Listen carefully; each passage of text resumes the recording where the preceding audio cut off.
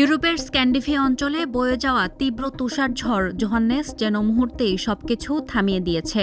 Norway, Sweden ও Finland জুড়ে তুষারঝড়ে বিপর্যস্ত হয়ে পড়েছে জনজীবন। ২৮ ডিসেম্বর সুইডেনে তুষারঝড়ে মারা গেছেন ৩ জন। তারা কেউ বিদ্যুতায়িত হয়ে বা কেউ গাছে চাপা পড়ে প্রাণ হারিয়েছেন। নিহত ৩ জনের বয়স ৫০ থেকে ৬০ বছরের মধ্যে। ঝড়ে সবচেয়ে বেশি ক্ষতিগ্রস্ত বিদ্যুৎ ও যোগাযোগ ব্যবস্থা। সুইডিশ বার্তা সংস্থা টিটির তথ্যমতে জানা যায়, শুধু সুইডেনেই বিদ্যুৎহীন বাড়িঘর প্রায় ৪০,০০০-এর বেশি। নরওয়ের নর্ডল্যান্ড প্রদেশে প্রায় ২৩,০০০ পরিবার এখনও অন্ধকারে। শুধু ঘরবাড়ি নয়, থেমে গেছে আকাশ, রেল ও নৌ যোগাযোগও। বাতিল হয়েছে অসংখ্য ফ্লাইট, ট্রেন ও ফেরি সার্ভিস। ফিনল্যান্ডে এই ঝড়কে ডাকা হচ্ছে হান্নেস। দেশটিতে এখনও ৬০,০০০-এর বেশি বাড়ি বিদ্যুৎবিহীন। এদিকে দুদিন আগেই যুক্তরাষ্ট্রে তুষারঝড়ের কবলে বাতিল হয়েছে কয়েক হাজার ফ্লাইট।